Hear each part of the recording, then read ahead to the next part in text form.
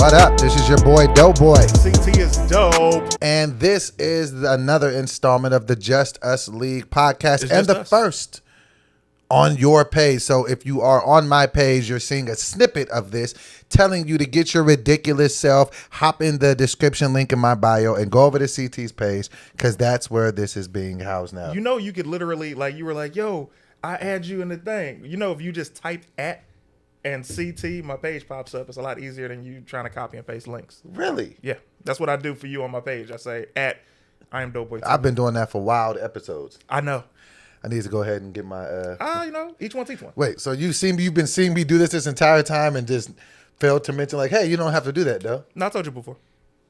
I need to be listening a little bit more. But hey, we are here. And once again, I haven't had the bars. Tried to write my bars again on Thursday. You still don't Friday. have bars. Strangely thinking, like, do you ever have like different things happen with your creativity where you can kind of thrive in one area and then sometimes another area is a little despondent? So what I mean is despondent. Yeah. Like I'm an MC. Hello. You know, I'm an MC. I be having the bars, and that's something that I always do on the regular. And I, for the life of me, can't write a rap, but I'm back to writing scripts now. And like I felt like I hadn't been able to write scripts for months, and now I just feel like I can't stop writing scripts. But when it comes like to the raps and You even just don't care about your fans anymore. I mean, no, it makes sense. I love them, and I hear y'all in the comments. They're like, "Dude, you got to bring it back," and I'm just like, it means so much to me. But when I'm sitting there and I'm writing and it's coming out like poopity scoop, you know, I can't let people have the the less than the bars. I will say the only benefit to you not rapping was it forced people to have comments about the show. Absolutely, you got to say something like, else. You can't just say, "Oh, it's fire bars." Fire bars. Like they literally watched it. I was like, this is actually, but I still miss the bar. I'm a fan of I miss it because I genuinely love to rap. But if I know my emotional creative compass, it'll probably be back mid-October-ish. I'm thinking before. You can't say when it's gonna come I just back. feel You like don't know. that'd be because you know what I mean. We were having a good ebbs and flow with the creativity on those. But How was your week, man? Huh? How was your week, brother? I haven't talked to you since we recorded the show. Oh, you did a live. Yeah, you know why we haven't talked since? Well, excuse me. I'm in the middle of a sentence. You did a live, and you said some very nice things about me. And I was watching your live already. Like, you went live, and I was just like, let me get in here. And then you start talking about me, and Tony sent a text like, he's saying some nice things about you. Come in. I'm like, I'm already here, right? And you said some really nice things. Right. It was very touching, man. I appreciate it. Man, you're my homeboy, man. I got to give you your flowers, man. And if this year has taught us anything, man, is let people know how you feel about them while they In the moment. can hear it. I call them tomorrow. Sir. But no, I've definitely had a better week. My mood is definitely improving. So Nice. I still haven't really been in the gym. I've been seeing your posts on stories, brother. You had steak and lobster today and a Coke. It looked delicious. Man, Was it good? Yeah, man. That's great. Yeah, I'm like, it ain't gonna be delicious if I got to fork over this money that I got to lose for this bet. Hey, man. Listen, I brother. see you over there with your water bottle, man. I see your skin over there glowing, man. That's very nice of you. I What had are you cranking out 100 push-ups here and there? Yeah, I cranked it. But man. it's just today, man. It was such a long day. I was shooting, and then you were shooting. Everybody had Chipotle, and Chipotle. I said, I'm gonna make myself some eggs, and I had some kale and water. kale, But man. it was talking about it, So tell me a little bit about this. So you were shooting with some people. Yeah. You used to shoot with me, man. That hasn't happened in a few months. We ain't gonna talk about that. We should talk then, about it. And then I called you yesterday, and I was let's like, focus hey. on one thing at a time. Oh yeah, because there's a couple things. So I shot today, and you know what I thought about? I was What like, did you oh think man, about? Doughboy's gonna say, why didn't you hit me up to shoot? And I'll tell you the first reason. I had somebody over here that you don't have a good relationship with, and I was like, And well, you picked them over me? the person. Who is this person? Are you gonna tell me in my ear? I gotta know now. They don't have to know, but tell me. Listen, tell brother. Me in my ear. Tell me in my ear. Oh Lord! How did I know you're gonna say that? Okay. I mean, hey, the person is good. Okay. So it was one of those things where I'm like, Sometimes you gotta pick. no, it wasn't even that. It was one. I started to think to myself, I'm like, man, when we do the podcast tonight, he's gonna mention, yo, why didn't you hit me up to shoot? And then I thought to myself, one, I don't owe you anything, You and then do. two, you've never hit me up to do anything. And I start thinking about that. Actually, I have, and you shoot down on my ideas. I shot down ideas, or you invite me to things? No, because I had a whole idea. Matter of fact, I've had a couple of ideas that I pitched for us to do, and you'd be like, it's not really my thing. I pitched for you to be my manager for my fictitious rap character. You're like, I don't want to be your manager. I don't see myself as that.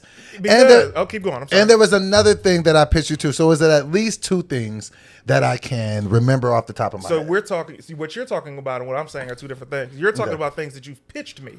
Every time that I've had you shoot with me, I said, hey, come be here at this time. I'm going to have you in my content. I didn't have any pitches to tell you to be like, hey, man, what do you think of this? And then we should shoot in my defense. Still not done. Now, in what you're talking about, these pitches that you've said, you've pitched things to me, but you still had separate shoots of content that I've not been invited to. Only had one, and it was the video for Quarantine Shorty. So in my defense, I haven't had a sketch. I haven't shot any sketches. Okay. So you haven't missed out on anything. But it would be apropos for me to not even talk about the other thing. Go ahead. Because I called you yesterday, and when I called, I think that was when I called you yesterday or today, and I don't know what had happened, but you're like, yeah, man, having some friends over. I'm like, had some friends over, man. I'm your friend. I wasn't over. You are a friend, and you were not over. Here's the interesting thing. This is how I know y'all connected to the hip. I voice messaged your lady back in our group text. So it was you, she, and myself. So I didn't call her separately. And she had asked me a question about Twitch, which if you go to CT is dope.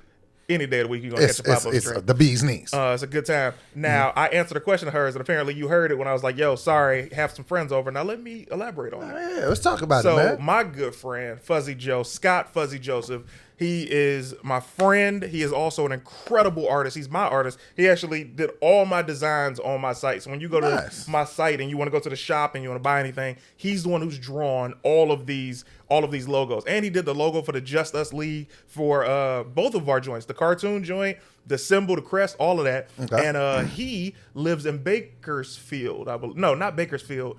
He lives somewhere that's like 2.5 hours away, right? Like up north.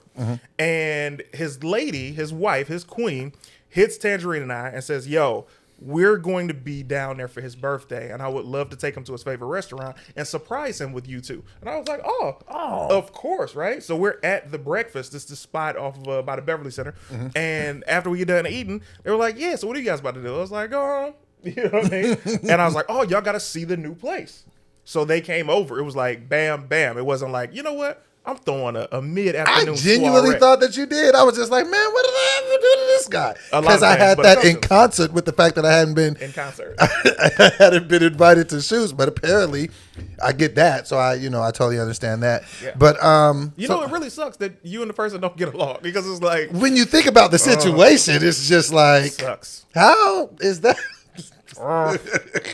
Is what it is, but I don't know how that's but yeah, man. But nah, man, my week has definitely been going good. Like, I have the workout stuff hasn't been happening, and I've been eating pretty cruddy.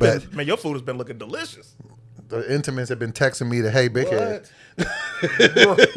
So boy, I know you ain't writing bars, but come get some chocolate. So I've been doing that.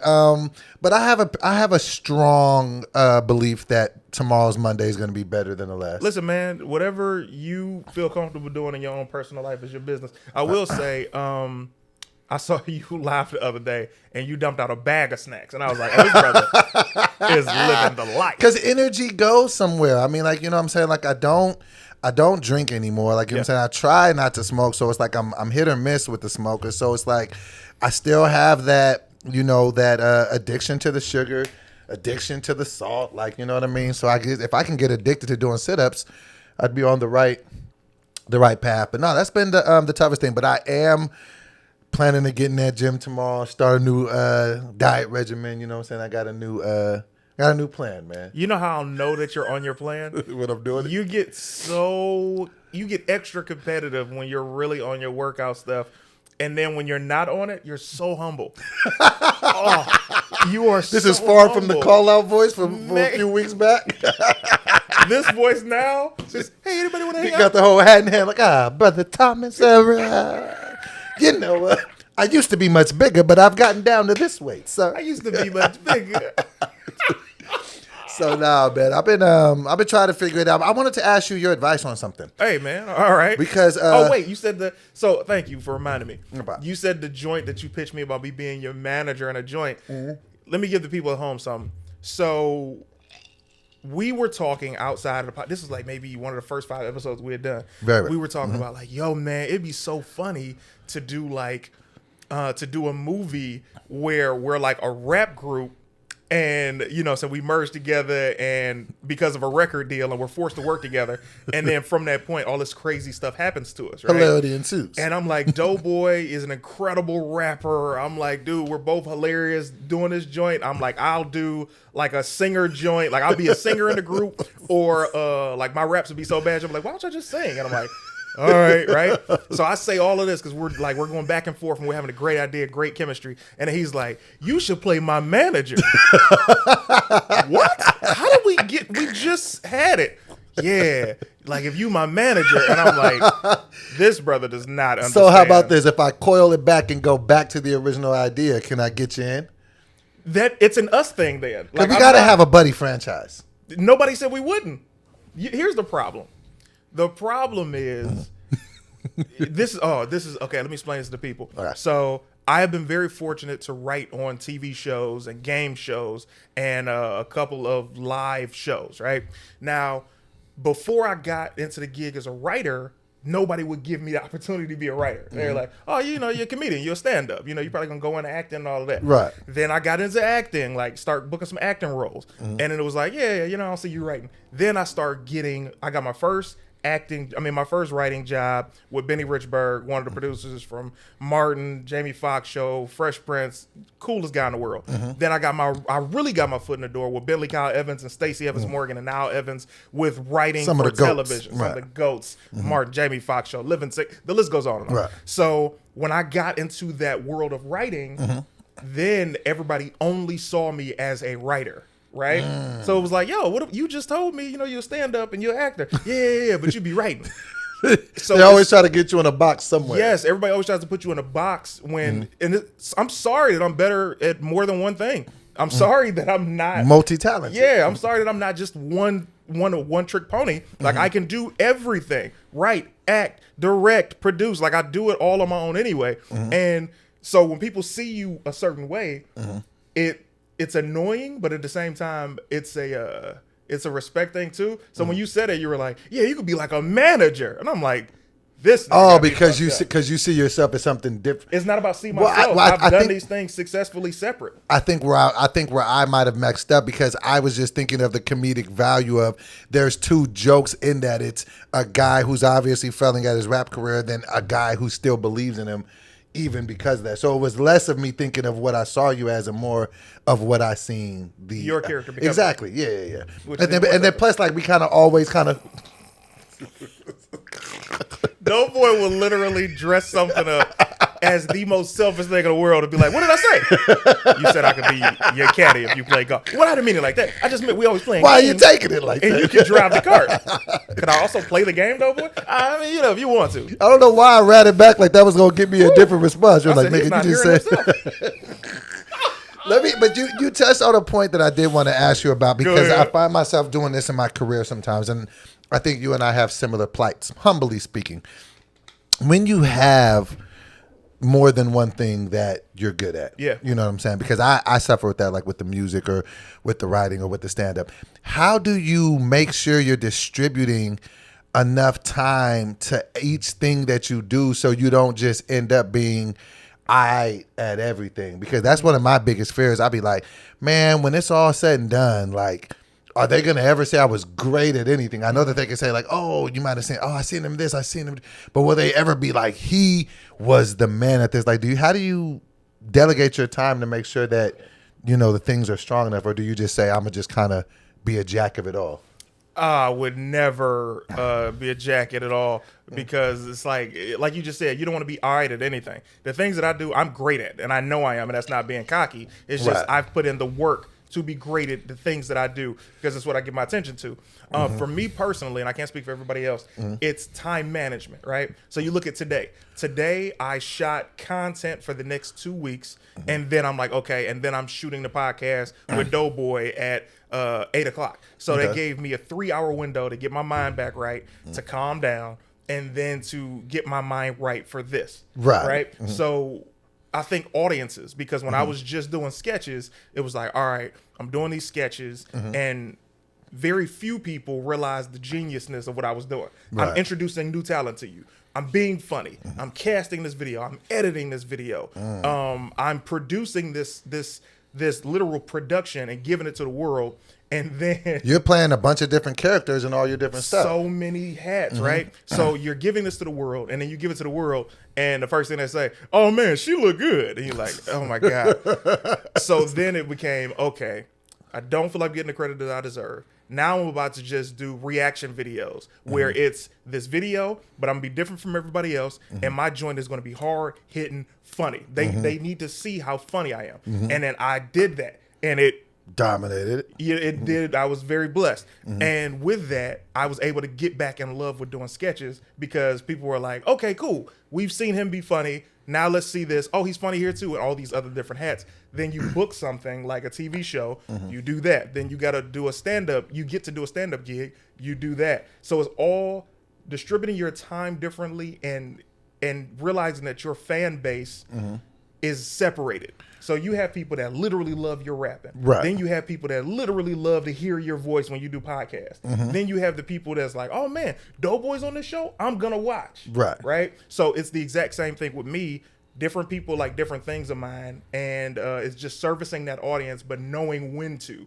And getting them prepared for each different project. And just so like when you were doing like, say, when you broke into like the side-by-side videos, or when you were doing sketch, when you were heavy in the sketch back in the day, were you just doing side-by-side videos, or were you still delegating your time, amongst a bunch of different things? Oh, I was doing both, because the side-by-side joints, I started that maybe 2 months after the pandemic hit. And then while I was doing that, and the real ones on Team CT know, while I was doing that, I created another show, which was CT After Dark, which was basically a daytime talk show where I would bring my celebrity friends in, we would kick it, I would have a musical guest, and that would be in the afternoon after I've already dropped a sketch, or I'll be back that morning. And then you had your talent showcase show. So my singing showcase, I ended up doing, I had to scale it down to once a month because I was getting burnt out. The singing showcase is where we have singers come in wherever you are in the world. If you can sing,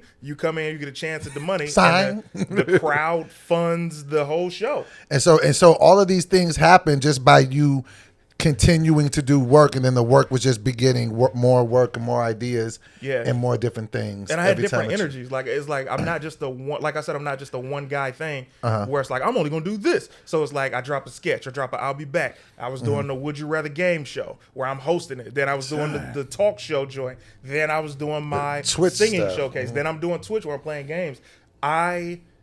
My mind is able to do different things because of time management. But isn't that that's super dope though? Because I want to say maybe if you take it back to 2015, 2014, before you had created this whole thing for yourself, you were maybe spending your time trying to go out and do be a part of other people's stuff then, right? Like trying to audition or get on other people's shoot, to where you sit down in 2017, 2018, or whenever that time is, you put that time into building your own thing, and now all of your time goes into all of your things that just happen to be yours. Yeah, it became more of a... I think I'm in that transition right now too, and it's still kind of difficult to kind of go through it, but seeing you and kind of because when I watch how you kind of move now, and I want to ask you how you are you really big on time management too?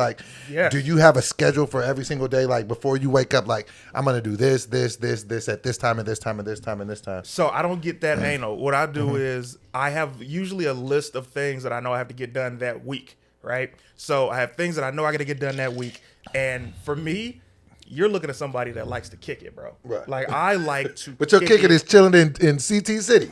Bro, I love to just kick it. So I'm the type of person to do all of my work for the week early in a day or 2 days, so that way I got the rest of the week to kick it, right? Gotcha. So for me, that's smart. being on Twitch is fun. So it's like, but in actuality, I'm playing a video game for hours. So it's like, okay, cool. Go do all your business stuff. Create the content, have it uploaded, get the stuff to Patreon for the crowd that they want to see the podcast early. They want to see sketches before they get dropped. They want to see it. I'll be back. Bam. Let me get that. So you do that. So you do that like on 2 days of the week. You're shooting 8-9 pieces of content to have to go up, and you already have it scheduled in your mind. This is going up this day, this day, this day. But you're doing the lion's share of the work on 2 days. Yes. For example, after this podcast, I'm going to upload this to the Patreon so I get this. But there's an upload process, like getting this from the camera to the computer to uploading is going to be a 3.5 hour process. Okay. But after that, I'm then going to I'm going to edit all the content that I shot today. Okay. I'm going to upload all of the content for the next 2 weeks. So it's just already there, sitting there. It'll be already sitting there. Patreon, I have it on different days, and then and he's serious about this too, because we would get the video from the old studio that we shot Saturday, and he'd be hitting me up Saturday night, 3 a.m, like, "Where's the thumbnail? Where's the thumbnail?" Yeah. So you want to get it all. So you run your stuff like your own TV station. Yeah, man. You got to get it in. I've always thought that when you wait, something is gonna happen to make you wait longer, right? So you're like, yo, when I get home, I'm gonna make my bed, just as an example. And then you get home and you don't make your bed. You get a phone call. Something to eat. Then now you done wasted the whole day, and now something calls you out of the house. You don't have time to make the bed. Now what if you meet a young lady out while you out? She comes back to your crib. She like, this nigga trifling. He on. Now she don't want to get in the bed. But if you'd have just made the bed before you left, everything would have been good. So I'm that guy. Right. So you just I don't even make beds. Shout out to Tangerine, my wife. She does it all. No, man, that's super. I actually rock with that, man, because I really feel like I'm starting to come into that zone of my life to where it's just like I'm really starting to put the structure on it, and I'm starting to be like, okay, I need to wake up at this time, and this is where I need to do my writing, and this is where I need to do my shooting. How is your day? Like, what's your schedule? Like, what do you give me 2 days in Doughboy's life? See, that's the thing. When you have focus Doughboy, it's a lot different. No. Give me steak and lobster Doughboy. Steak and lobster Doughboy. And with a Coke. Okay.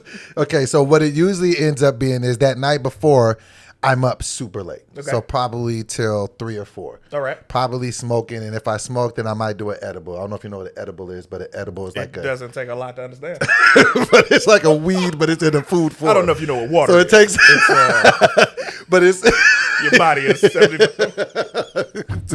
So it's like weed and food. So it's like taking both of the vices and putting it in there.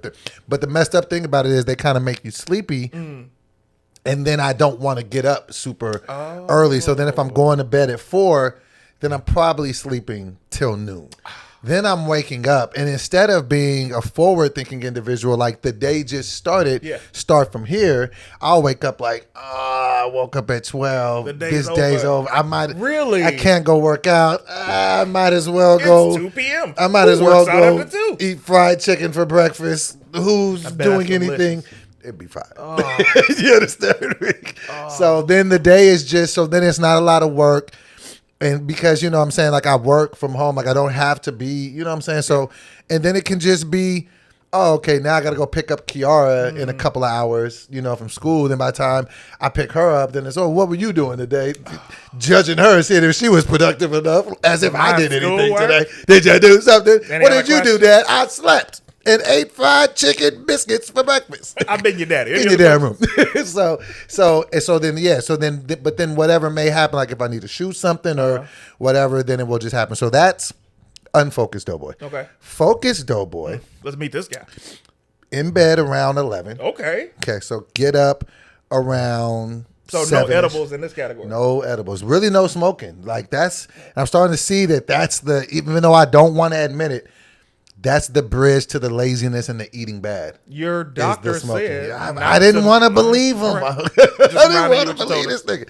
So getting up around 7, going and working out. That's when you see them early workouts. So I'm usually in the gym around 8. Okay. You know what I'm saying? I go hard. So I'll do an hour of cardio, and then I can do 45 minutes of some strength. So I can work out for like an hour.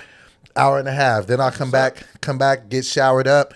Then I'm writing on something or going out and, just being productive, usually between the hours of about 10 and 4, just finding something to do, whether it's shooting something and then going to get Kiara, and then even kind of sometimes getting a second workout in, walking the dogs. So it's just two separate people, but it's like there's nothing in the middle. I'll tell you who I enjoy. What's that? I enjoy elements of both Doughboys, but unfocused Doughboy picks up the phone a lot faster. Focused Doughboy talk to you crazy as hell, bro. You call, phone ring, and go to voicemail. You're like, all right, well, I'll talk to him when he talks. And then you call back, and you be like, what's up? I'm doing stuff. What? I just wanted to check on you. Oh, man, I appreciate that. I'm busy. I'll call you later. Unfocused Doughboy be like, what up? Yo, when you FaceTime me last week, you're like, man, is it dark over there? It's yeah, man. It's like, it's 2:30 p.m. Bro, I called Doughboy 2 p.m. last week. He was under the cover, and it's not even bad being under the cover. The way the cover was on him like this. I was like, oh, you big sleeping and chilling. When you got the cover that high, oh, yeah. Oh, you having a day. And see, and that's the thing that I be having to do it, because, so these are the things that go on. So what can kind of throw me into either of those is the emotional things that are going on in the world. So when I'm dealing with something like, a bunch of grief, like, I'm saying, or, losing 3 people that I know, like, in such a short time, I have to be careful, because then it throws me into depression. And then I want to be much more of that staying up late, not productive during the day because I'm sad. And so, so I have to make sure that, that I'm balancing. But that's another reason why I don't touch alcohol at all. Because if I touch alcohol, then I'm just that other guy all the time. And I want to give you your flowers, bro, for not being on alcohol. Thank you, man. This entire time. Any of these events, with the way Unfocused Doughboy handles life, right, he would have went back to the gym. Yeah. Bro, like, I'm not even joking. That's so commendable for somebody that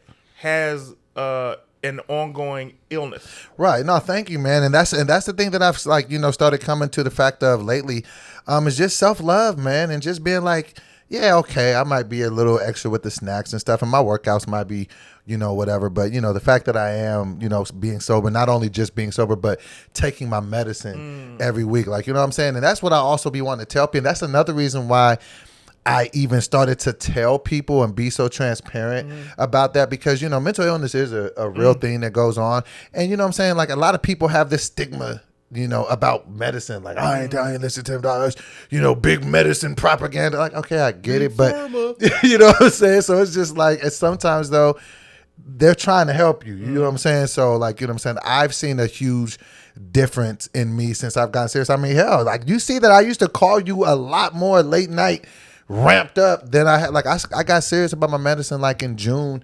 And so that's another thing I'm really proud of. Like, those real big, extreme emotional outbursts, I'm not having those at all. So you're not. And that's another thing to commend you on, man. You would hit me, man, you were like a house of cards. Like, everything. Be like, man, let me tell you about today, man. What happened? Man, I went to the store, bro. Cashier looked at me crazy. Ruined my whole day. Talking about paper and plastic. See, you don't know me. You don't know my life. Why don't he want me? Who's my father? Why don't he want me? Bro. First of all, fathers out there, listen, man. Y'all play such a major part in boys' lives, man. Oh, yeah. Jeez Louise. Like, I have so many, like, man, my dad's gone. And there are times I want to text my sister and be like, did he think I was funny? You think he's laughing? You think he was laughing? Because my dad used to always tell me how proud he was of me. And he's like, yeah, I watched this and I watched that. But it's like, yeah, I watched it. You'd be like, but did it? You rocking with it? My mama, bro. My mama gassed me up so cold, bro. Because she watches everything. That's why certain things we cannot talk about in the podcast. Oh, right. So I'm like, bro. And you'd be like, so what about you? Yeah. My mama. But my mom, bro, parents, you're so important. Mothers, fathers, everything that you give to your children. they will realize it if you have some smart kids. If they don't, you fail. I mean, there's no other way to say it. If your kids don't appreciate it. No, I'm telling you, bro. Like there really is, some credence. I think I had read a quote not too long ago, and it said that it's easier to raise strong boys than it is to fix broken men. Ooh, okay. So it was basically just talking about like the things that we endure, as children or whatever. But it's wild that you say that, because I kind of came up, and I don't want to call my parents bad for anything, but it's just like I don't know if they knew how to. Your dad was horrible, but yeah, my dad was trash. I'm on record for saying how he was, but even with my mom, like I don't know that she knew how to properly respond to what I was doing. Like, you know what I'm saying? So I think like I became talented. I don't know. I always get like back and forth about this, but I think that I tried to do things that were considered talented to try to get my parents' attention. And so, but the only thing about that is that I never felt like I got that from them. And I feel like no matter what I've done in life, like even the greatest things that I feel are pretty cool, like working with certain people or booking certain things on TV, I never felt like they cared. And so I felt like, the older I got, it just, you start to look for that approval with other people. And it's something really broken about that when you're, in your 40s looking for approval for something that you're doing profession-wise. So I think that there is something to that about parents, encouraging their children. Because I feel like it did something to me, and maybe not in the best way. But I mean, and I'm not making an excuse for your parents at all. My mom always says a thing that she was like, there was no handbook to teach me how to be a mom. Right. And I was like, yo, you did a great job with me. You know what I mean? Like, you did great. My brokenness comes from previous women, not my mama. My mom, she was fine. And a saint, my mother is. But, when you start getting into these romantic relationships, that's where it was like, oh, man, this hurts, right? And then you got to make that decision at the fork in the road. Am I going to be a simp or am I going to be a real one? Oh, and let me tell you who I went to the right. You understand me? But listen, man, and that's something that's been going on in these comments. People have just confided to the fact that I am just Simpy McSimperson. I am not. And I believe that it comes from a childhood. If I had mommy issues, trying to resolve them as a grown man can just make you seem simpish.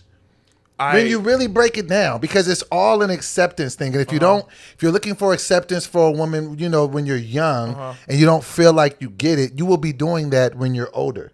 I respect your defense. I hate you. Listen, man. And I say this with love. Because you're with Tony and you've been with her for 2 years. Right. You have reformed. You're not the previous guy. Nigga, okay, we've got to come to a common ground about this. We have to. Okay, listen. I love you. Okay, I love you too. I want you to win. But a man simply trying to make sure that a woman is taken care of. Again. A man simply. What? Simply. Okay. That's. A man who is trying his hardest to make it sure that a woman's life is easier by the things that he does. Yes. Meaning to take care of whatever. It could be financial things or different things to that effect. Or to make her have just the easiest life that she can have. Yes. Shouldn't make a guy a simp. For a guy to say, hey, you might have been on some BS back in the day. You might have done some fellas wrong. But hey, you're not going to do that with me. I'm going to give you a second chance. That shouldn't make a guy a simp. Let's address the first thing. Okay. The first thing is what you should do as a man when you have a queen in your life. Every woman doesn't deserve that, just like every man doesn't deserve a woman's best. Okay. Right? So with that, I agree. Okay. Now, when you go to I'm giving out second chances over here to the scorned and burned chicks, just because you won't do that to me, let me show you a better way. That's simple. All right? You seeking out chicks to give a second chance to? Right. Sir. So rub me that Mike Cakes. Rub me that simp over there. Rub me that simp. So, but you would say, in your very humble opinion, that in the couple past years, I've become less simpy. Yes. Now let me say this. In the past 2 years. Right. What I will say in the comments, now let's switch roles real quick. Niggas, they cooking me. Listen, man. Y'all got to show some respect to Doughboy. Come on, man. Y'all out here killing my guy. And I'm not going to lie. A couple of the comments are hilarious. A couple. Not a lot. And with that, listen, man. You see, I need to play in a symphony. Yo. I was like, these niggas. Bro, I'm talking about. So it's like, yo, man, you got to remember. This is what I'm saying. Y'all are the people that support us. Y'all can't be coming at us crazy. Y'all got to protect us from the rest of the world. Yes. When you see somebody in the comments talking crazy about either of us, go on attack. Okay? Yes. We doing this. This is love. Y'all can call us ridiculous, not the world. Wait, no. Nah. Y'all don't call us The ridiculous. world. Yeah, y'all don't let them call us shit. Brother, I saw something that said something about you being a simp.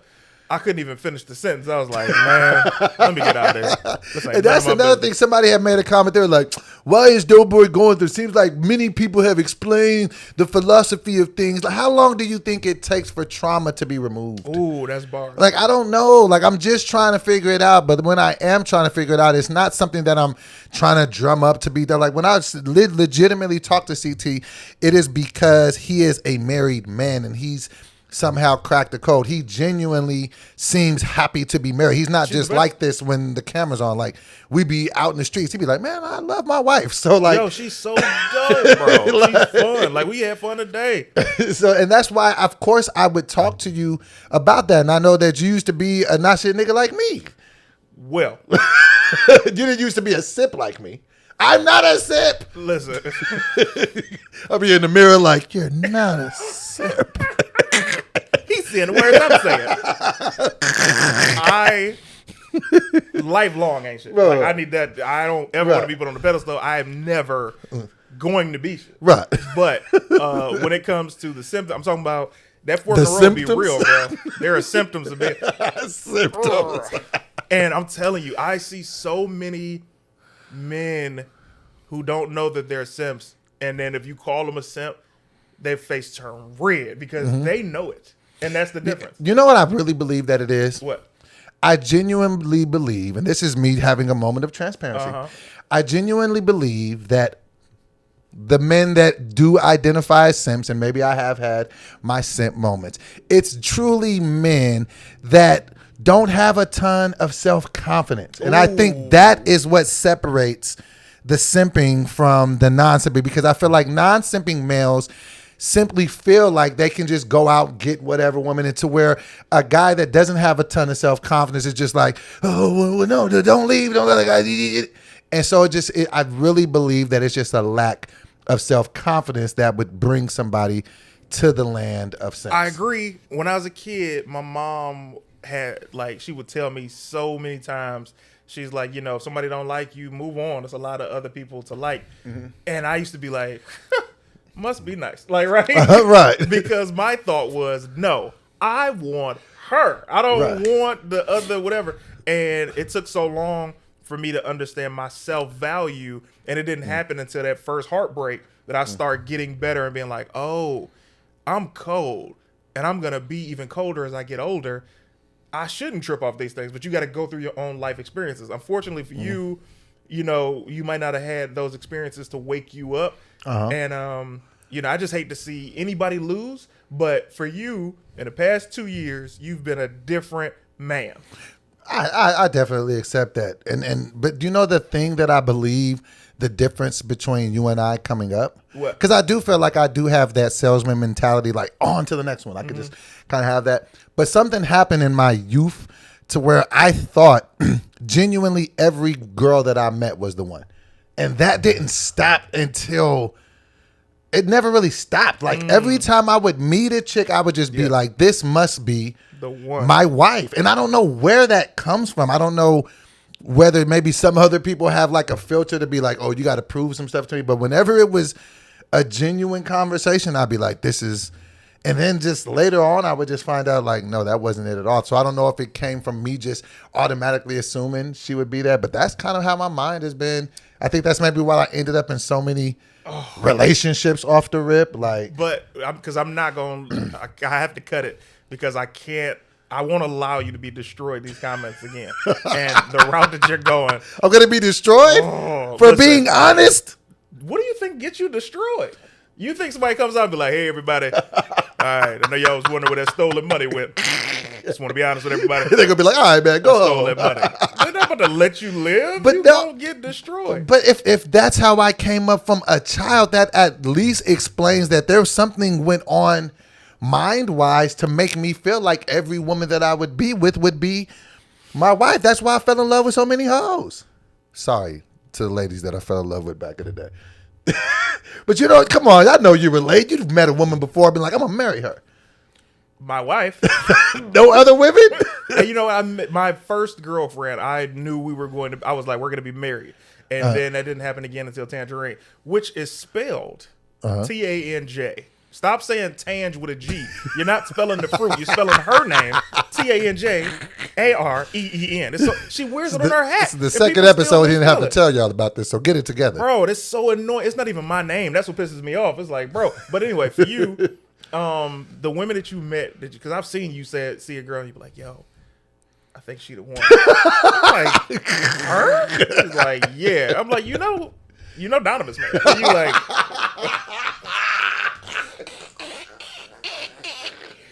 Donovan knocked them all down. And you be like, she ain't even like that. Okay. So, but you know what, man? I think the thing that you have to your advantage is you have a daughter that is 15 and you have the opportunity to make sure she is reared the right way. True. And I'm believing you're allowing her to date now? Okay, so that takes us to one of the stories in our docket. I don't know if you had a chance to look at it. Yes. Okay, so there is a... man, I went to that so smooth. And then I messed it up. The idea is to not let them know it's the docket. And then I bang, hit it off the back of the rib. We got a docket. So there was a story on a very esteemed website, worldstarhiphop.com. And it was a guy, he's a father, and he was talking. And to basically paraphrase what he said, he had a 15-year-old daughter. And he basically said, he was like, hey...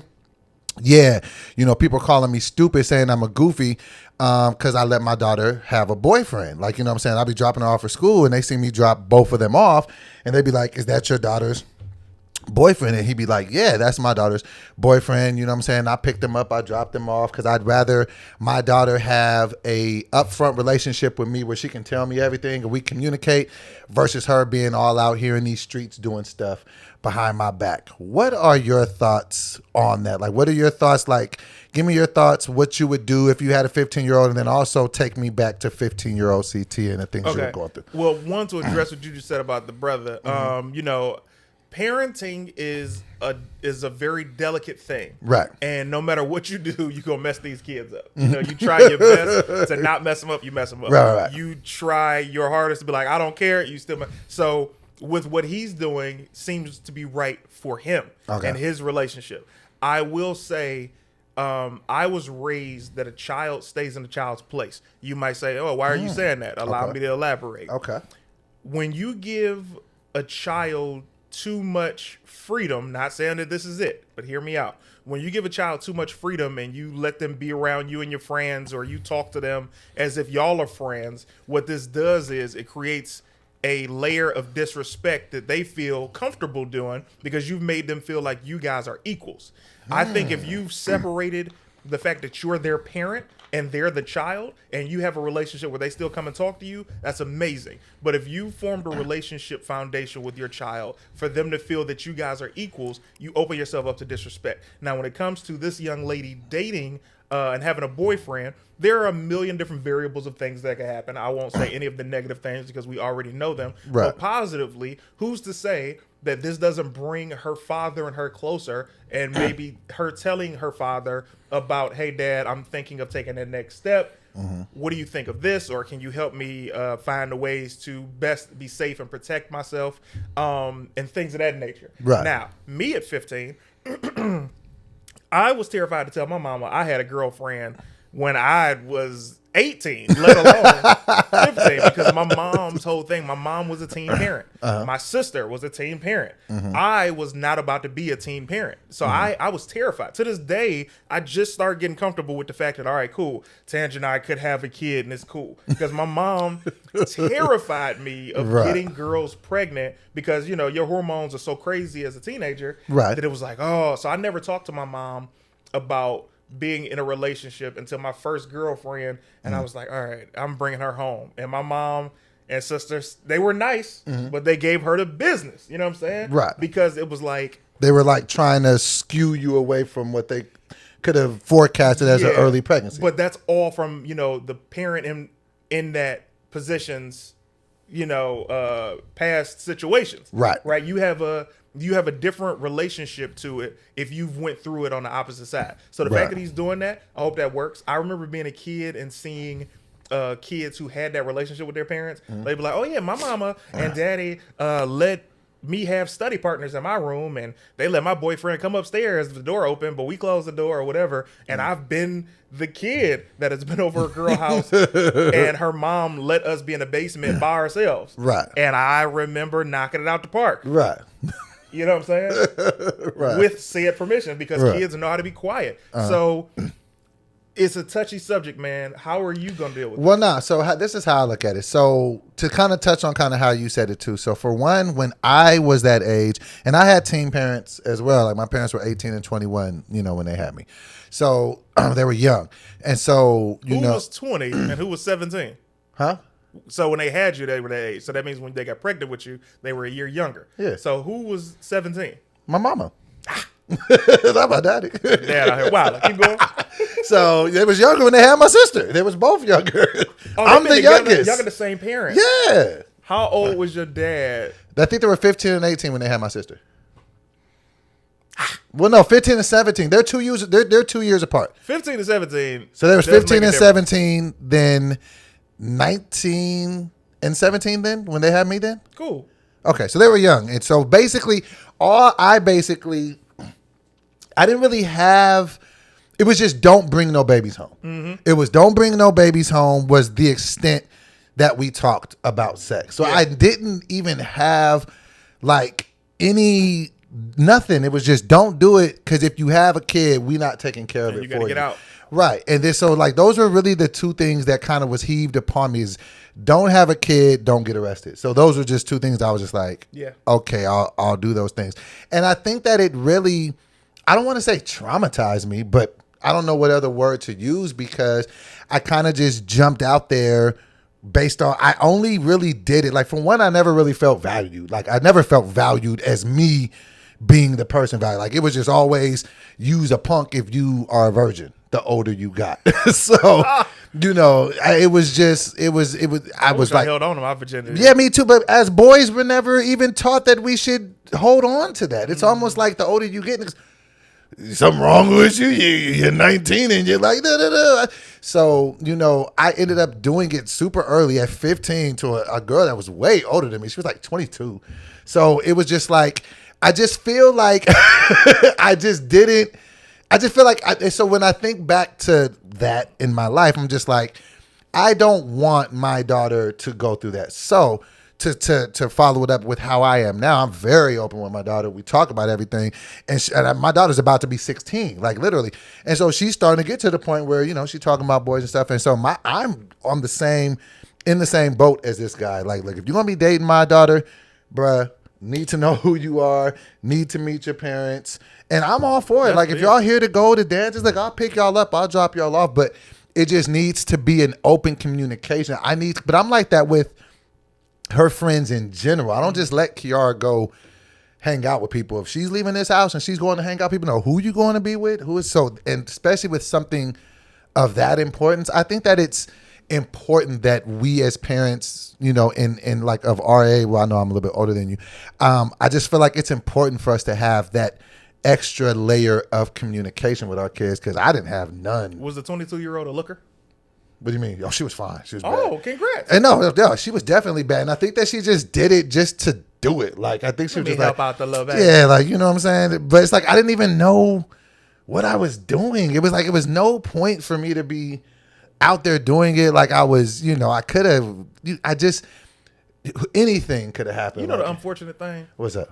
She was 22, so it's not like you could know if she was a special kid in high school. Because that was molestation. She hit you with the statutory. That's just way older. Sheesh. So I said you gotta stop at that thing. What do you see in a 15-year-old boy? But I was no boy though. I was this light skinned, I was out here, little boy. I was out here. I like the little yellow little boy. I like the eyes. What's going on with him? Hey, you wanna come over? Don't ask to see my grades. I don't go to your school. I didn't eat lunch with everybody else. I got to clock in over at Walgreens. Walgreens? You got a 3-year-old. Wait, what? No, I still have a 3rd grade education. She's 22 with a 15-year-old boy. But nah, I think that when you have kids that are teenagers, you should definitely talk to them. Like, you should definitely, because at the end of the day, they're going to figure out how to do it anyway. Yes. And 15 is, that's an age where you could start dating, like, high school kid dating. Right. I still don't know. Because, like, she literally was asking me the other day, like, what if a boy asked me to a dance? I'm just like, oh, like, because she's just at that age. But this is my biggest thing. They can definitely trick us more than we could trick our parents just because they have way more technology. Even though we have more technology to try to counteract it, we didn't really have cell phones. No. We didn't have cell phones at all like that. Like, we didn't have as many ways to kind of be around and, be out. No apps. None of that. Yeah. Like, you can literally call a car from your phone and say, come pick me up and take me here. I wish I had that as a kid. I was just thinking about that. Like, technology, and it's really made us lazy when you think about it. Like, you used to have to go to a grocery store and buy stuff to make food. Then you went to drive-thrus or just restaurants. You go to restaurants and it's already made. Then you go to drive-thrus. Then you get to delivery stuff. Now you could just order a Snickers. Bro, let me say it's ridiculous, bro. My mom, when I was a kid, would cook, and if you didn't like it, you didn't eat. Like, you just didn't eat. Kids now bypass your mama cooking. Bruh. Like, she cooks, she be like, everybody food ready? Doorbell ring. Y'all got somebody friend coming over? I got Wingstop. Yeah, Kiara has what? It was never like that when we were kids. I just don't. And people wonder why we're a bigger society. Another thing I wondered about, because you said that was funny. You said how your mom doesn't. If she had cooked and you guys didn't eat it, then you guys didn't. You just didn't eat. Did your mom used to ever make you clean your plate when you were young? When I was little, yeah, they would all tell you finish your food. Okay, yeah. That happened to me too. Mm-hmm. I think that's why I'm overweight now. Okay, because I feel like it normalized overeating. Like, I feel like when kids should want to stop eating, I feel like let them stop eating. Like, what is the point of you making me sit here? And what are you conditioning for me to be like, okay, mine wants to say stop. Mom, who is authority figure, is like, keep going. So I keep going. Years later, I'm losing weight loss bets to my friend on my podcast. You ready for this? I'm going to stall you out. Because it went perfectly with the subject. But when I tell you, you better never do another bit from stage. You don't think I know your material? Come on, man. Come on, man. I helped you sell it, but I said never again. Let me run it out here, man. He was over here killing. I'm like, oh, we go. we gonna go that way. Huh? Got it. I'm about to help you sell it. But boy, I swear to God. Man, if you don't fix this in post, I felt natural as hell. Bro. So, the overeating thing is real. And it's like, I remember seeing my first kid do this. First time I saw a kid do this was like 3 years ago. I was over one of the homies' crib, and the kid was eating, and the kid, it was so much food on the plate still, right? And the kid was like, I'm done. And the dad was like, all right. And I looked at the plate. There was hella food on there? And I was like, oh my God, I would have been whooped. I do think that it made us overeat later in life. Because still to this day, like, so you ever just find yourself eating something like, why am I doing this? Well, nowadays, I find myself stopping when I'm satisfied. But it's still, it's a struggle while you're eating to be like, you've had enough, and you be like, let me just taste a little bit more. You taste a little bit more, then you can walk away, eat it later. Let me tell you how ridiculous the human body is and this stomach of mine. I had to get my stomach clipped in 2015. So to where back then I was only able to eat a couple of bites of food. The stomach got a memory apparently, and it's starting to wake back up like, we used to eat everything. So yeah, I'm starting to have to relearn that now, because for the past 6 years, it's just been like, oh, 2 bites, I'm done. Now it's just like, Bro, I saw Doughboy drink some juice once and was like, I'm full. And I was like, how does the stomach work? But now your stomach that came back like a guest that's staying overnight, got back late, and I'm outside. And it's just here. Open the door. And I feel like it's back with a vengeance for all these years. Like, yeah, nigga, you thought I was going to get rid of me? Nah, man, you good. Bro, man, it's been a lot of late nights. And here's what I realized. Your girlfriend posted a picture of her brother. Like, she's like, happy birthday. Yeah. I don't know how he looks now. Okay. But in this picture, he looked like a hefty brother, right? And then I said to myself, oh, she got a type. I said, oh. So how is it with she don't like big dudes? How is it with you eating and her being there with the food and the ruckus? Okay, so yeah, her brother, big cat. Okay. But no, she don't. Tony don't. She ain't never like. I'm the biggest dude she's ever dated, apparently. Okay. So she don't really necessarily have a type, but she always says that she don't like smaller dudes. So I'm bigger than we are when we met. Okay. By about. Hey man, 20. you got to do that, brother. But no, it's okay. About 25 of them things. All right. So, but yeah, she's not. No, she don't really like big. I mean, I don't know if that. She said that she don't like skinny dudes, but she ain't never dated no other It's so big interesting, dudes. man. Yeah, Tangia's exes have all been like, they all look the same except for this one dude. Well, okay, these are a couple of her Do they exes. look like you? No. None of them. They should be so lucky. Anyway, her one ex, like a lot of them are tall and like slender, like basketball dudes. And then this one dude was like really short. He was really short, but he's a good guy, really nice guy. Every time I've been out with her and we've seen him at an event or something, really nice dude. But I like to say he got her old body. I got the best body. You know what I mean? When he got with her, she was struggling. You know what I mean? She wasn't eating. Baby girl was just out here trying to survive. Now she's living a good life. Yo, me and Tony was arguing. I don't know what we was talking about, and we was just like playing, but then it just kind of like got to like a breakup part. And she was like, "Leave! I get me a new nigga." And I kind of looked at her like, "Wow, what the hell?" Like I don't know. Wow. It was just. I mean, it was like a joke, but you know how like some jokes sting you a little bit. It was like, got wait, a little truth in them. But for real though. So yeah, I don't think. Okay, first of all, it's possible she could leave, just like you could. Anybody could leave. I don't think her next guy, he couldn't be in entertainment, and if he was, he would have to be so famous, like he would literally have, because you're a pretty famous dude. He would have to be so famous that it would be like, who's a doughboy? You know what I mean? But if she got done dating you, it would have to be like some regular guy or something like an accountant or, you know. I think, I meant to ask you this too. I had put this on the docket as well. So we have a. You don't even have to say docket. If you would have just went smoothly, man, let me ask you this, man. And it would have just been in the docket. Oh my God, it would have been fire.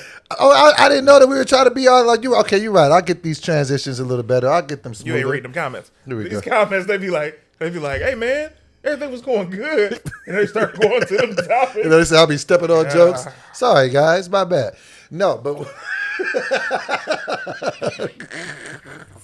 he said, "Sorry guys."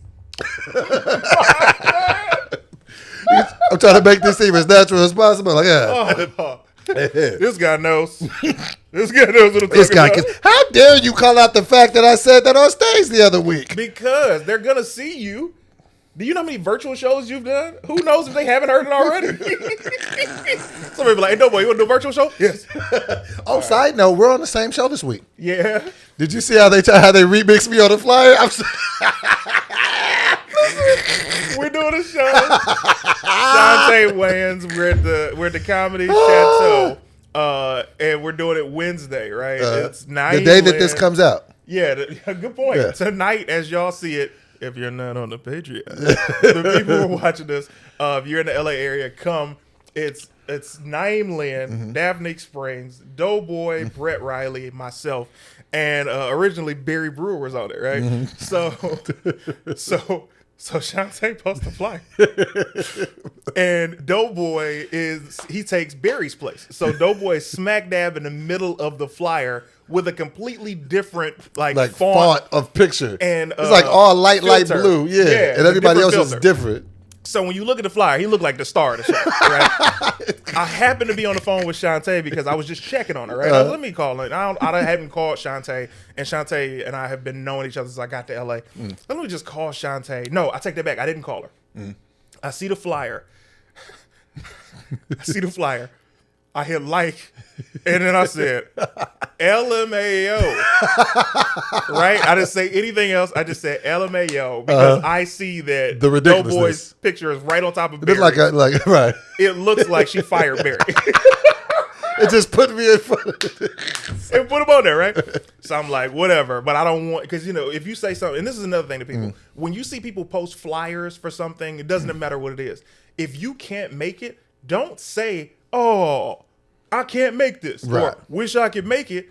Because one, this isn't directly just to you. For you, right. And when you say stuff like, oh, I can't make it, people will see that comment and then be like, oh, I can't make it either. Or whatever. It's like a snowball effect. Right. Trust me, promotions, I know what I'm talking about. It's a whole thing. So if you can make something, say I can make it. But if you can't make it, just keep it moving, right? Anyway, so Shantae comments back. And she says, don't judge. I say, I would never. So she calls me 2 seconds later. And she calls me. I say, what up? And she was like, you think the flyer look bad? I say, even I see it, I was just like, fam. I say, hey, I'm not going to tell you it look bad. I'm just saying it's hilarious because I saw that you had to put Doughboy over Barry. And now it looks like Doughboy featuring everybody else, right? So we laughed, and she's like, but I'm like, don't change it. Like, people gonna come to the show, whatever. Right. We're gonna have a good time. And then we talked for like another hour on the phone, having a good time. I hang up the phone, Doughboy. I go to Instagram. Shantae put the same filter of Doughboy with us. She fixed it. She's like, oh, you said it was good? All right. Bro, that made me laugh so much because, and I realized this about different friends, you can't say certain things because they will get in their heads. Right. And Shantae got in her head about that flyer. And I'm like, this wasn't my goal. My bad. No, it's gonna be a fire show, man. It's gonna be a fire show with a bunch of hitters on that. But no, so this is what I wanted to ask you about. I can't wait to see Naeem. I haven't seen Naeem. Side note, Naeem messed around and got cut. Messed around and he's been cut for like 10 years. Hey. You know what the problem? 10 years. 10. But he's always been in great shape. No, but I mean he's extra cut. Yeah. Now, like, you know what I'm saying? Like he always keeps it honest to niggas too. I'll never forget. I see because Naeem is one of the dudes that will tell you exactly what's on his mind. That's a gift and a curse. It's a gift when it's something good, but it's also a curse when it's something bad. I'll never forget. I see this nigga at the gym. This was a couple years back because I'm always posting my weight loss goals, right?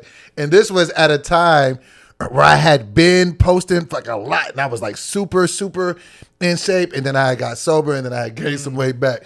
And so I had seen him in the gym, and so I was like, "What's up, man?" He was just like, "What's up, man?" I was just like, "How you doing?" He was just like, "You blew it." I was just like, "What?" He was like, "You blew it." I was like, "What do you mean?" He was like, "You really had people. You had everybody." You had everybody motivated. You was doing your thing. Then you just gave up. It's what you always do. I was just like,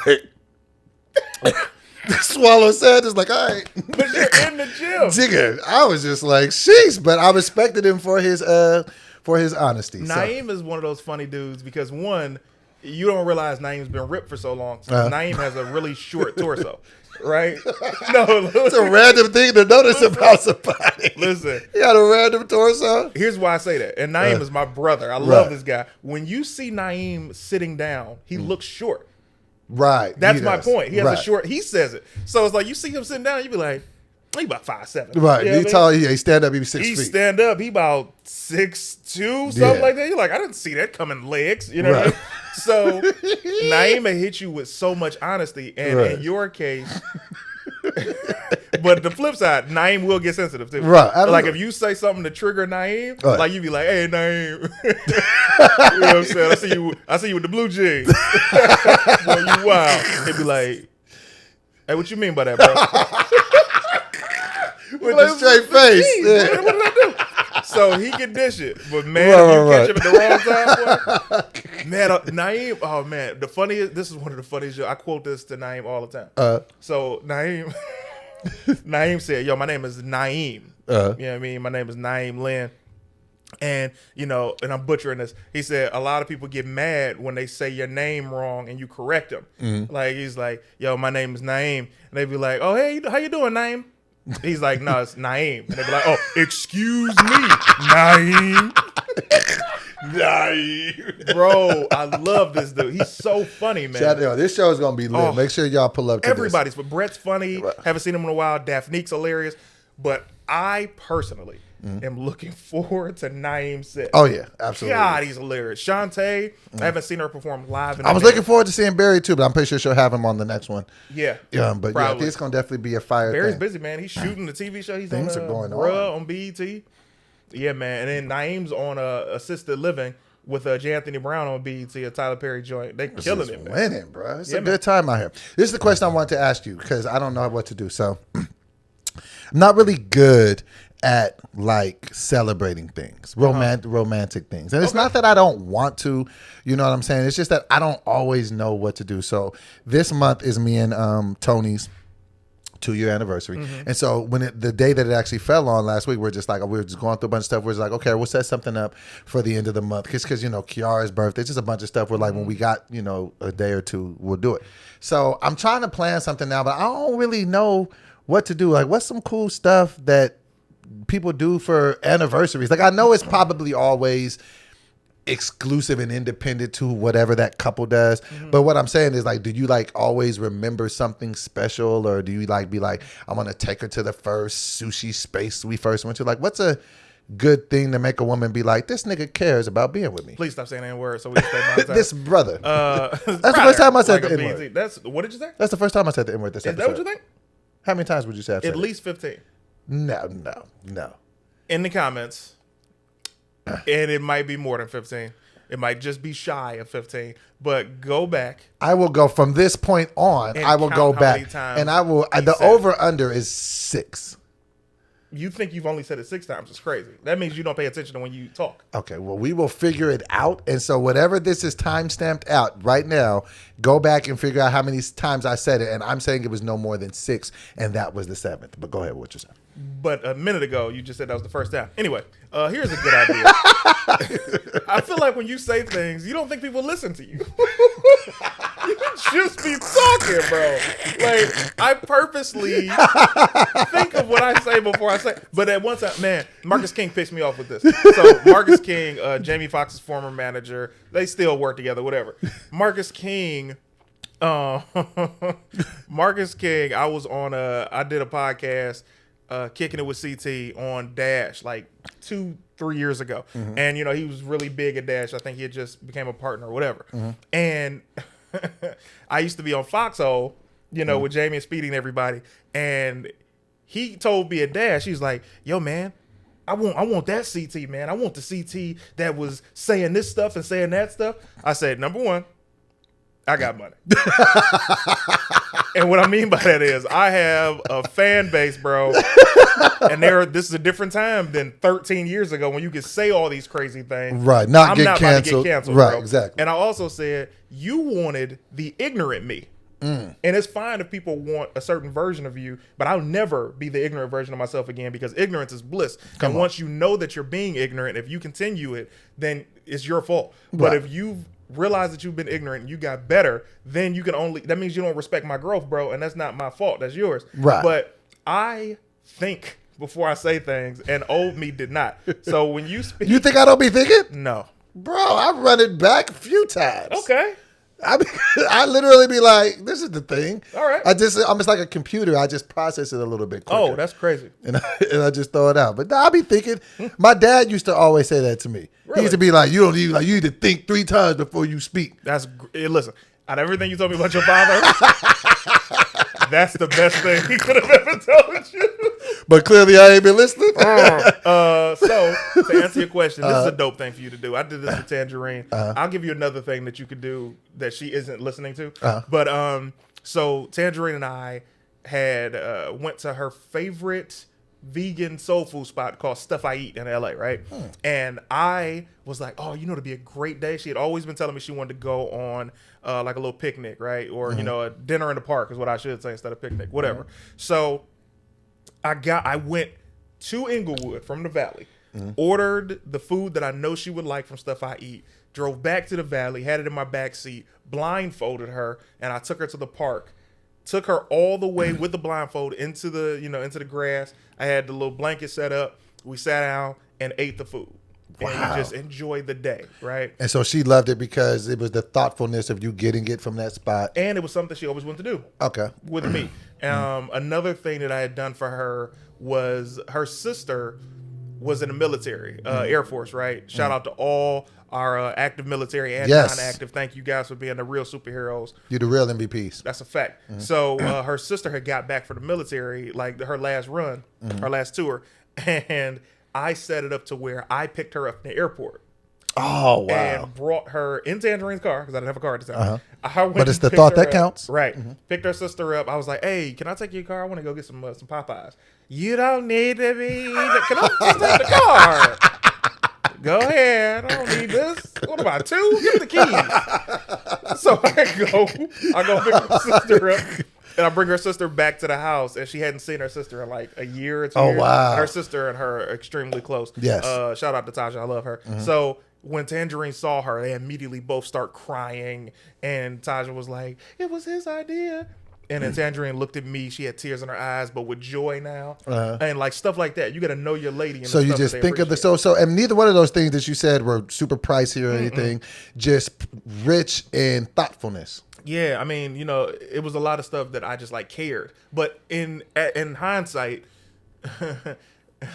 before last year, Tangerine had told me I wasn't that guy anymore. She was like, you used to do this kind of stuff and that kind of stuff, and now all you do is like buy the gifts, and I'm glad, but I didn't get with that guy. I got with the guy who was thoughtful. I was like, listen. What? Wow. What was your response to that? I'm not that guy anymore. I got money. Gotta be that same guy. Have it back then. But at the time, I was like, yo, bro, I'm going to, and ladies and gentlemen, please understand, I'm giving you timestamps of when I had money. I got nothing. So please subscribe to everything. Just in case the IRS is listening. In case somebody, but don't you owe me 20? I ain't got nothing. But I did these things beforehand, and then I was like, you know what? I got to do something to make her feel welcome. So what I did was last year, I got for her birthday. We were in COVID and everything, and she had thrown me a Zoom birthday party, right? Whereas like a lot of my friends came and was like, surprised me on a happy birthday. I cried because it was so genuine. What I did was I reached out to her friends and I got them to do videos, and I put together basically a movie for her. Like the video was 64 minutes. I literally made her a movie of everybody saying all these sweet things about something that they made her feel. I mean, something that she made them feel. And, she was getting her flowers. Okay. And she cried. And I guess this is a big reason why I'm asking this too, because sometimes I lean on this as an excuse, and I try not to, because I try to be a man of accountability and not excuses. So what I mean is, I didn't grow up seeing stuff like that, right? So I didn't grow up seeing like my dad treat my mom like that, or vice versa, or I just didn't see that. Did you grow up seeing romantic relationships treated like that, or did you teach yourself how to be like that? No, bro. How did you become this good guy? I feel like I ain't crap. I'm not a good guy. I'm not a good guy. But you just did something special for her. She cried. I don't really feel like I've made Tony cry. Well, you gotta understand, man. I watched Saved by the Bell growing up. And Zach Morris, if nothing else, is a hopeless romantic. Okay. My mother, single mother, she got with my stepdad. I remember him taking her out a couple times, and she would date guys and they would go places. But I don't remember seeing anything sweet. Right. You know what I mean? I also didn't see my dad do that with my stepmom. Like I never really saw anything that was sweet. I only saw them partying. Like they would have family over and we would all be playing games and they'd be having fun with their friends. But I never saw him do in a romantic gesture. Right. I never. But also that goes to people's love languages. Like everybody doesn't like stuff like that. So I'm not saying that my mom didn't get super dope things. I just might not have been around. Right. I'm not saying my dad didn't do those things. It's just not what you witnessed. But I didn't see it. Right. So all of this stuff was just like, oh man, I had to make up for the fact of things I lacked. Okay. So I didn't have money. So it was like, oh, I got to do something that's sweet. Like even with my mom, I start sending my mom birthday cards.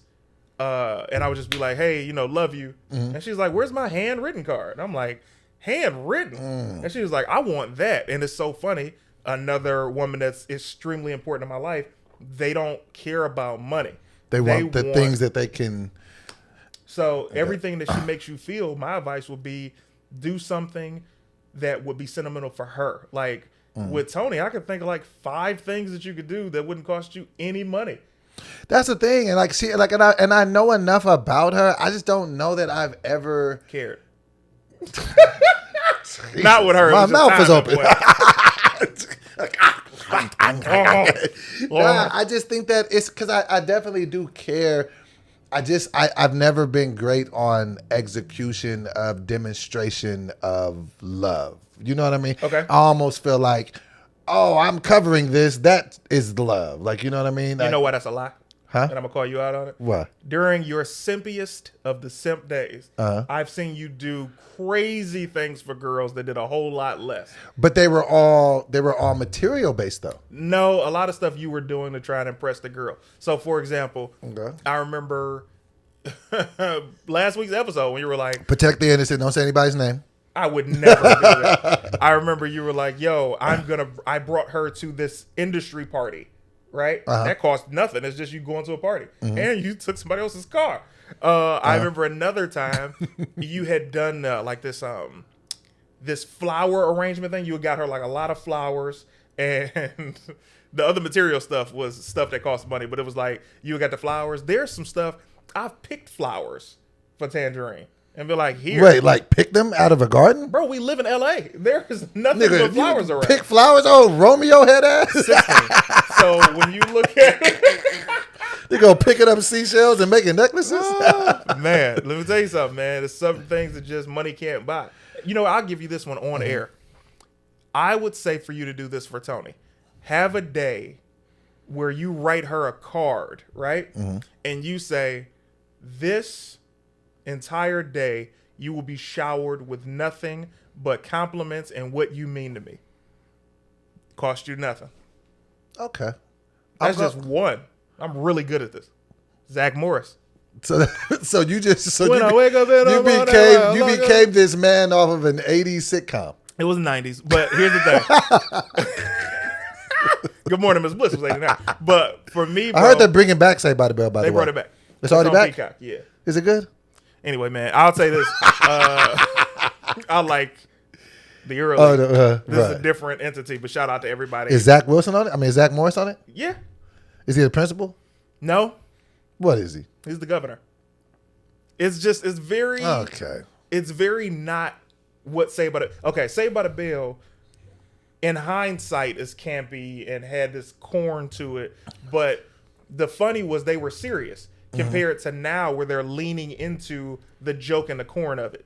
And I don't like that. Like, it's almost like you're making a mockery. Did they bring back all of the old characters? Except Screech, and now Screech passed away. Rest in peace, Dustin Diamond. So, but they hadn't brought him back when he was alive? No. Why would they think that they could survive without Screech? And he was the one who was on the show the longest. But I feel like this. They had a beef that we don't know behind the scenes, or who knows how he made them feel with the exposed Saved by the Bell story that came out on Lifetime years prior. Oh, I didn't know if there was a story that came out. Yeah. Okay. So they were kind of rubbed wrong on that. So I understand. But at the same time, man, he still should have been a part of that show because it's about the character and not the actor. How many seasons did they make it? So Saved by the Bell? Uh-huh. Ooh, they did about 4 seasons. Because that seems like that's the only amount that they would have been able to do. Saved by the Bell, not Mrs. Bliss. Somebody But- comment, actually. But didn't they go to college though? Yeah, they did the college years, so that's different. So you're talking about Saved by the Bell, the college years. That only went Right. for one season. So totally, Mrs. Bliss, Saved by the Bell, and the college years plus the TV movies. It's a lot of content there. And they're back there now. And that's where you learned how to be a romantic man. Zach Morris, Mario Lopez, shout out to AC Slater and Dustin Diamond. Man, Screech used to do some really sweet stuff for Lisa, and they were just teenagers. TV in the 90s taught things, bro. But they taught us that the good guy was never going to win. Maybe that's why I grew up thinking that I could never get the girl.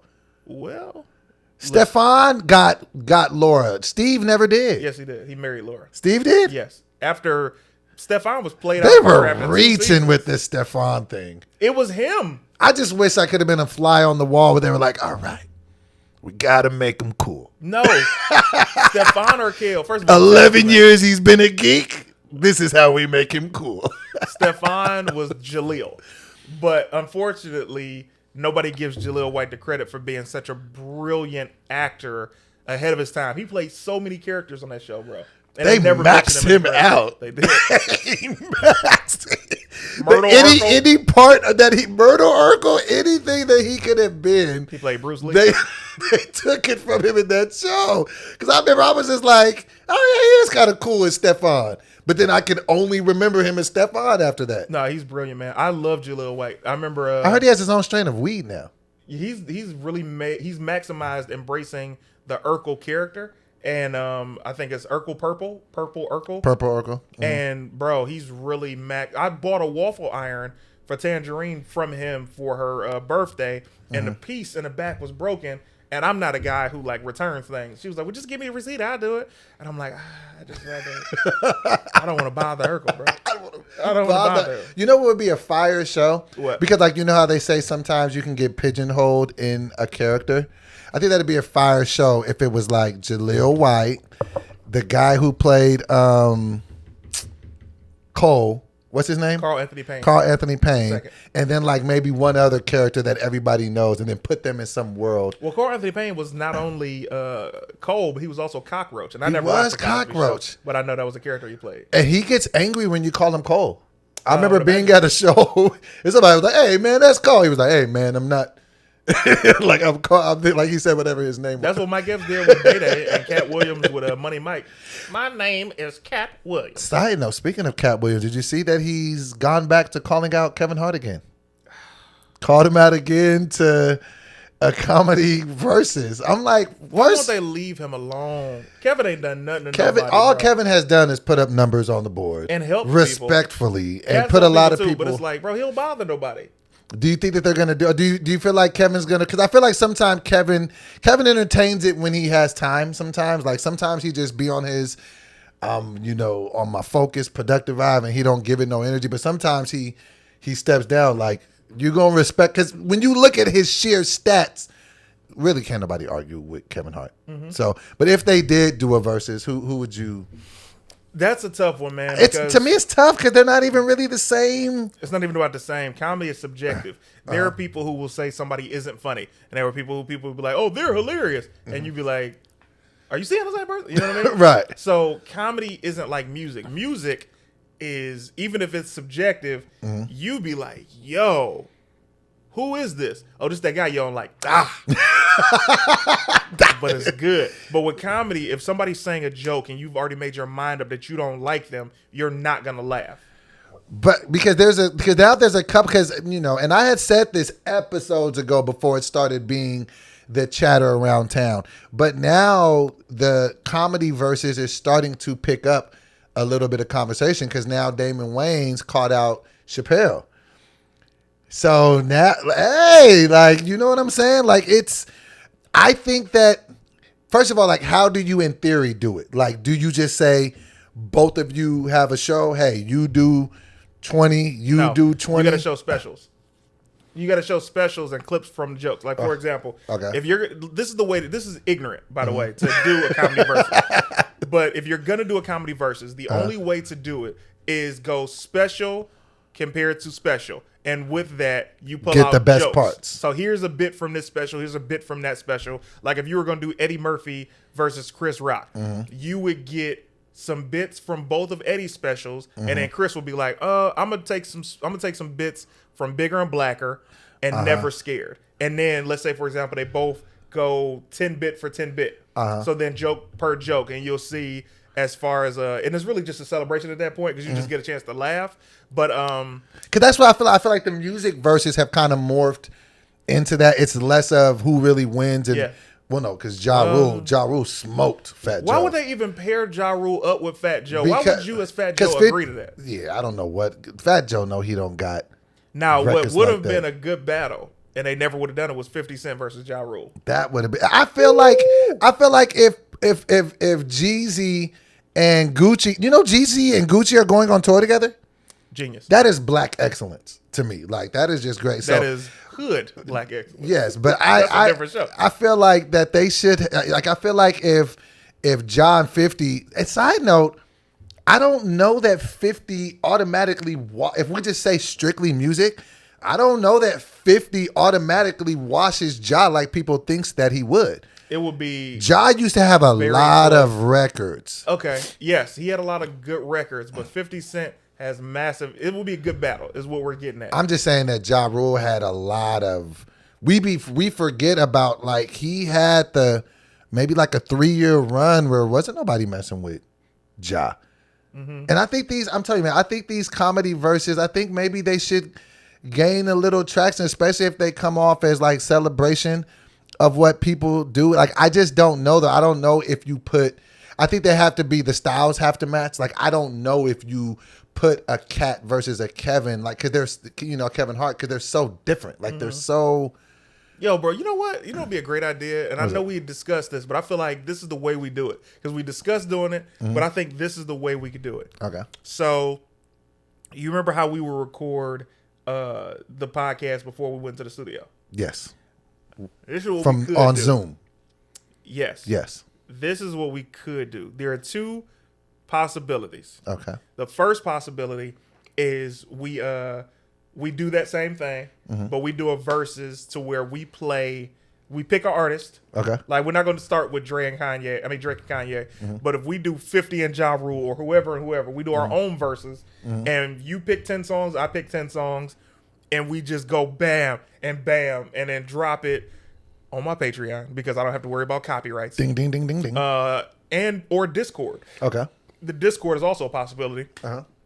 So we go in there, we drop that joint. That will be fire. Right.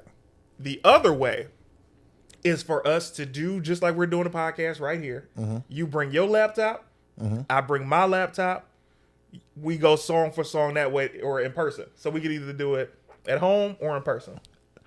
I think it'll be fire to do it in person. And I know that they don't strike you like that because I know I've done one of these before on Instagram. I'm not for sure if YouTube strikes you like that. Yes. Okay, so then we have to do them private and throw them in there. Okay. But I would cook you. Try to get the page. Take it away. So I think that we should do that. I think I'll beat you in whoever we pick, because I think I have much better taste in music than you. You know what? That's fine that you think that way. No, boy, and you're entitled to that feeling. I'll never discourage you from anything that you feel. Did we miss anything on here that we wanted to get through? I like these longer times. Hey, man, we are free. We be having free time to just do what we want to do. Hold on 1 second. The problem is going to take 3 hours to upload it. Hold on. We said that we want to talk about that. We don't have to talk about that. Usain Bolt told Sha'Carri Richardson that she needs to talk less and train more. I mean, if there's ever anything that Doughboy needed to read out loud, that might have been the quote. Yeah, so more moves and less announcements. It's always a good thing. I'm starting a new fast tomorrow, though. That's what's up, man. You missed my joke. That was an announcement that I was... I didn't miss it. I didn't miss it. I'm doing D-Herbs. That's incredible. Raw foods cleanse. Yeah, man. Now, let me tell you something, Doughboy. Listen to me. Okay. I've done the raw foods cleanse 3 times. D-Herbs? Yes. Okay. If you do not stick to it, you will get sick. What happens? Okay. When you do a raw foods cleanse, you cannot eat cooked food, number 1. Okay. Anything above 300 degrees, I believe. Can you eat almonds? Yes, but you Can have they to have salt on them? raw almonds. You can't have Salt on them? no unless I don't even think they can have sea salt. Not even honey roasted peanuts? No, you have to have raw, what you would find in the forest type of, vegetables, almonds, all of that stuff. You've done this 3 different times? Yes, and that's what I'm telling you. It is the hardest thing I've ever done health-wise. Besides the fact of destroying my body by eating trash. But, that was pretty hard. But when you do this raw foods cleanse, if you are not eating raw foods, you will get sick. The first time I did it for 2 days. I was supposed to go the whole 20. And I was like, man, let me go get some 7-Eleven wings. I ate some 7-Eleven wings. Delicious. You know that. Because mixed with the herbs that you have to take and then cleansing your body of the stuff that you had eaten before, and I ate that trash in my body, bro, I felt like I was going to die because you can't mix, number one, junk or cooked food with the raw food. What's a lot of stuff that you were eating? Were you just doing a lot of smoothies? Green juices? Here's the thing. The third time when I got great at it, that's when it was like, all right, cool, smoothies. Also, your stomach will shrink. Smoothies. I need to get that shrunk back. But it was no milk. It was like vegetables and water. Right. And then like fruit too, fruit right? and water, or vegetables and water. And then you would have like almonds as a snack. No salt. No. Okay. And then you had what did I have? Tangerine would make like these raw tacos, which was like on lettuce leaves, and it was crushed almond, but it was like a paste. It was like taco. Did it feel like a taco? Yeah, and especially after day 7, when you haven't eaten any real food, you're like, give me one of those tacos. What is that? What kind of crack is this? I love this crack. How did you break it after the 20 days? The first time I was ignorant, I went to Boston Market, got sick.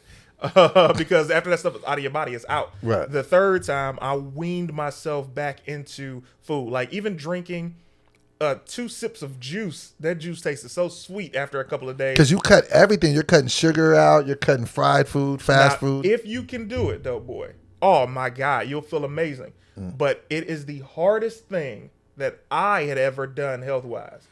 And brother, you can't do what you say you've done as unfocused, though, boy, with this. You can't afford to. If you can make it 4 I'm going days, tomorrow to go buy the stuff. Brother, you don't even have to buy it. You have it here? I have one. The last time that I was going to do one, I bought it. And you never use it? Yeah, well, I'm tripping. I'll buy it from you. I'll buy it from you today. Brother. So anyway, if you can make it 4 days, you can make it through. That's what I feel like I need to do, man, because genuinely what I feel like I need is a reset. I feel like July and August have been a surplus of the BS. A lot of donuts, a lot of chips, a lot of cookies, a lot of just soda. And I feel like I genuinely just need a cleanse to kind of just let my body be like, yes, okay. And I feel like my stomach needs to shrink back because I feel like when I kind of be going hard, it kind of pushes it to the level. So, yeah, I definitely, I'm going to just try to see if I can make it through 4 days first. Yeah. Because 20 is a lot to look up at. Listen to me, man. The first time I did it successfully. I'm sorry, the second time I did it successfully because I was in a weight loss competition. Okay. And the prize was $1,000. And I did not have any money.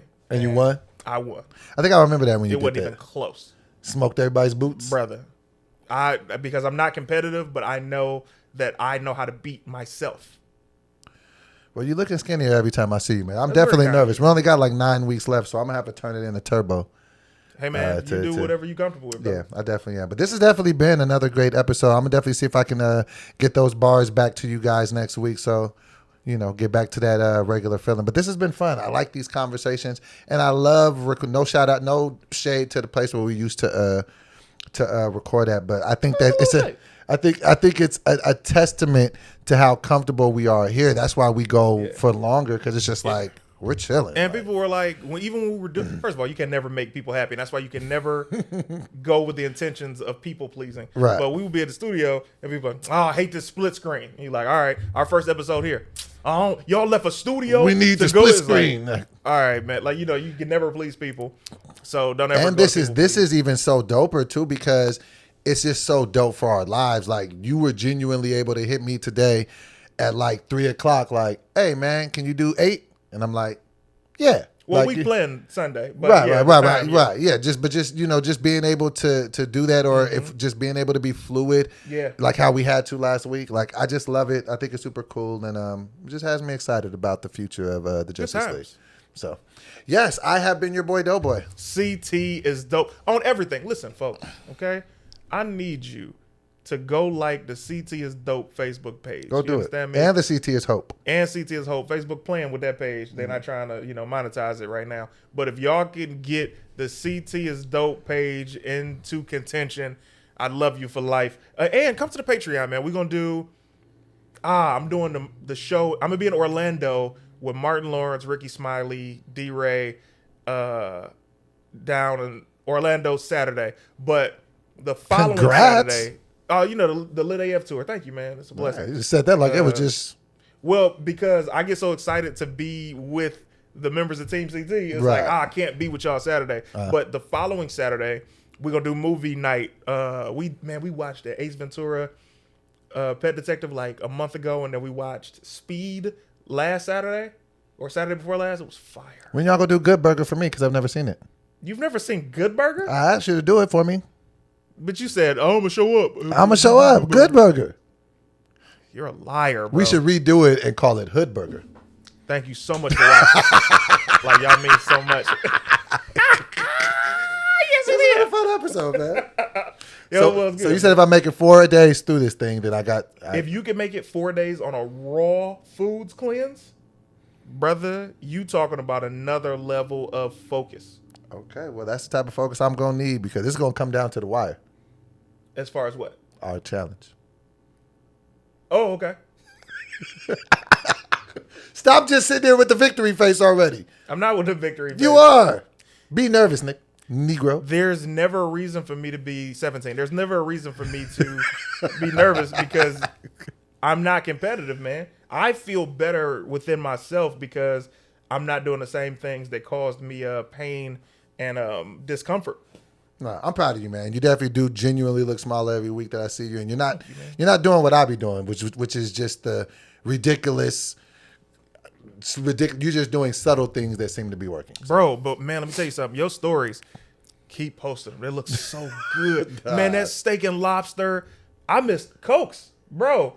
There's a Pepsi. It was a Diet Coke. It was a Diet Coke. Oh, because that makes a big difference. When in my refrigerator, there are several Cokes, right? Mm-hmm. And I look at the Pepsi every day because I'm a Pepsi guy. I come from a Pepsi family. When I look in that refrigerator, I look at that Pepsi and I be like, I want it.